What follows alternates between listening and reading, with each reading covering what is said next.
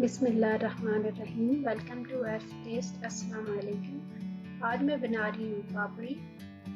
ये चना चाट और दही वाले में डाली जाती है और इसको हम बड़ी आसानी से घर में तैयार कर सकते हैं। इसके लिए हमें चाहिए 2 कप आटा, I'm just sitting here. I got time. 1 cup It's clear maida, to see from up here. 1 table The spoon world नमक, seems small.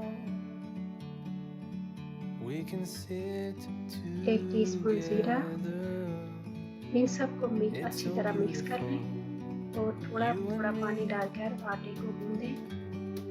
we 3 से meant to 4 मिनट be गूंदने के बाद इसको 15 से 20 मिनट के लिए रख in the दें। great outdoors, forever free.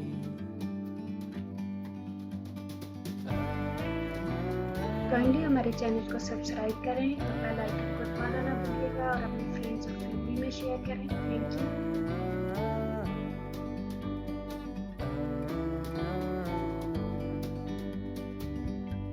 Sometimes you need to go. आटे को थोड़ा सख्त गूंदें ताकि इसकी अच्छी बारीक सी रोटी बने। अब इसके छोटे छोटे पेड़े बना लें